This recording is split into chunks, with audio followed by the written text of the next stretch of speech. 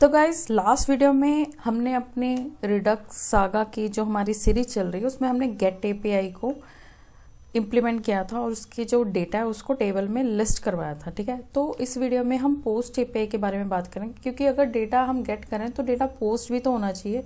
मतलब कि डेटा जब आप स्टोर करोगे वही डेटा तो आप डिस्प्ले करोगे, राइट।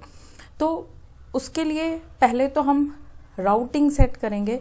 राउटिंग किस लिए? ताकि हमारा जो फॉर्म बनेगा जहाँ पर हम डेटा ऐड करेंगे, मतलब कि यूज़र का रिकॉर्ड क्रिएट करेंगे, वो सेपरेट रूट होगा। जहाँ पर डिस्प्ले करेंगे वो सेपरेट रूट होगा, और जहाँ पर हम डिटेल देखेंगे वो सेपरेट रूट होगा। ठीक है, तो इस वीडियो में हम बात करने लगे रिएक्ट राउटर डॉम की। ठीक है जी, तो चलो रिएक्ट राउटर डॉम हम इम्प्लीमेंट कर लेते हैं।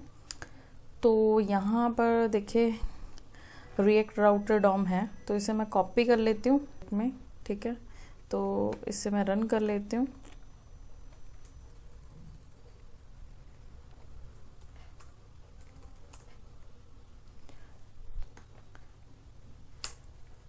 तो हम लोग इंस्टॉल कर रहे हैं रिएक्ट राउटर डॉम जो लाइब्रेरी है अपने प्रोजेक्ट में।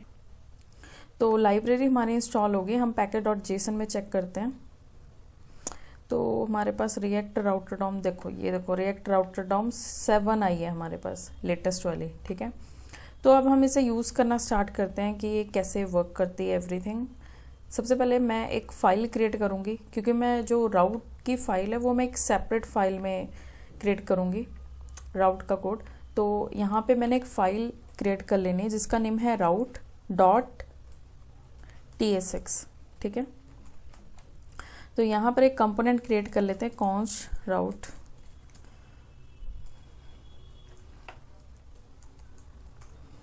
इसे एक्सपोर्ट कर देते हैं, एक्सपोर्ट राउट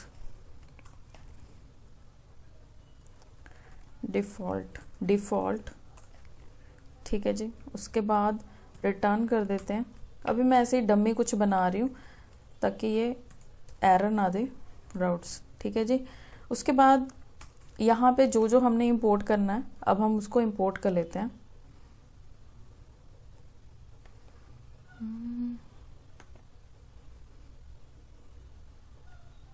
क्रिएट ब्राउज़र राउटर प्रोवाइडर। तो गाइज हम लोग यहाँ पर इंपोर्ट करेंगे, import create browser router wait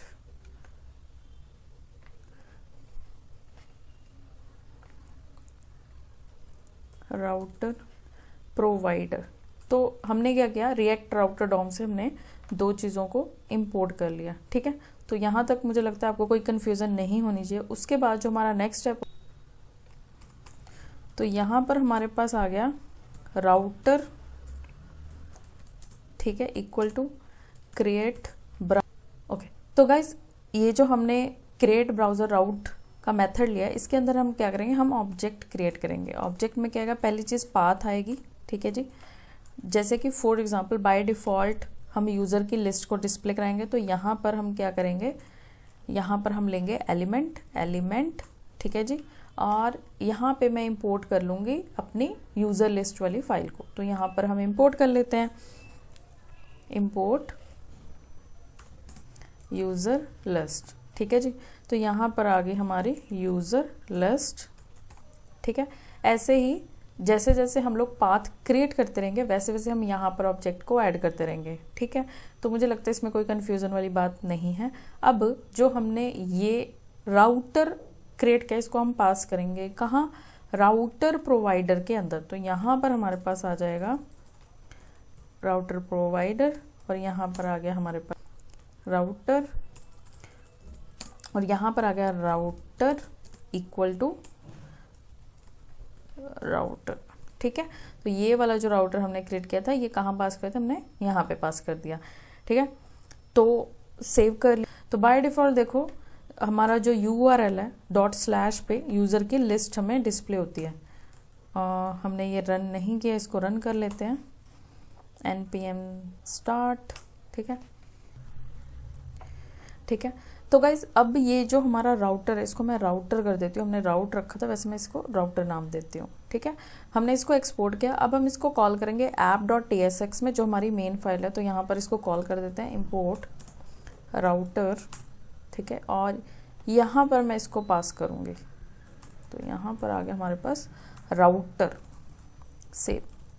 ठीक है, इसको हमने रिफ्रेश किया तो ठीक है, मतलब डिफ़ॉल्ट राउटर हमने लिस्ट को बनाया और वो आ रहा है, कोई प्रॉब्लम नहीं है। ठीक है, अब हमें जो नेक्स्ट बनाना है वो बनाना है हमें यूज़र का फॉर्म, मतलब कि यूज़र का रिकॉर्ड क्रिएट करने के लिए एक फॉर्म चाहिए कि यूज़र क्या क्या एंटर करेगा। पोस्ट एपीआई में आपने क्या क्या रिकॉर्ड भेजना है उसके लिए हम एक फॉर्म क्रिएट करेंगे, उसके लिए भी एक हमें सेपरेट राउट बनाना पड़ेगा। ठीक है, तो यहाँ पर हम क्या करते हैं, यहाँ पर मैं एक फाइल क्रिएट कर लेती हूँ।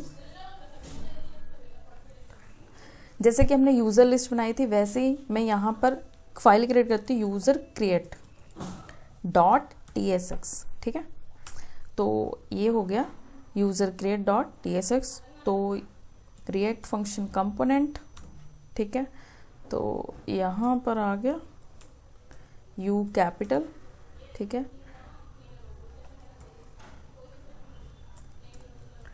ठीक है जी। अब ये जो यूज़र क्रिएट है इसे हम राउट में पास करेंगे। तो इसे मैं थोड़ा सा कम कर देती हूँ इसे साइड से ताकि ये आपको विजिबल हो।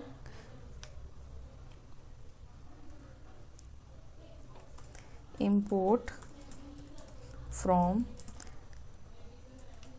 ./pages/user create। ठीक है, तो ये जो यूज़र क्रिएट है इससे देखो पहले क्या था, हमने सिर्फ लिस्ट के लिए अपना ऑब्जेक्ट क्रिएट किया था, यूज़र लिस्ट के लिए, है ना। अब क्योंकि एक और हमारे पास राउट आ गया तो ये क्या होगा, यहाँ पे ये एक और ऑब्जेक्ट क्रिएट होगा जिसका पाथ क्या होगा, हमारे पास पाथ होगा यूज़र क्रिएट। ठीक है जी, उसके बाद एलिमेंट में जो आपने कंपोनेंट अभी इंपोर्ट किया उसे आप पास कर दो। ठीक है जी, सेव कर दो। अब जब आप URL ये वाला ओपन करोगे तो ये जो हमने कंपोनेंट क्रिएट किया ये लोड होना चाहिए। तो इसको चेक करते हैं कि हमारी जो राउटिंग है वो ढंग से काम कर रही है या फिर नहीं। तो मैंने किया जी /user create। ठीक है, तो मैंने एंटर प्रेस किया तो ठीक है, हमारा देखो कंपोनेंट लोड हो रहा है। तो हमारी राउटिंग जो है, राउटिंग का जो सेटअप है वो बहुत अच्छे से काम कर रहा है। तो नेक्स्ट वीडियो में हम यूज़र के लिए फॉर्म क्रिएट करते हैं।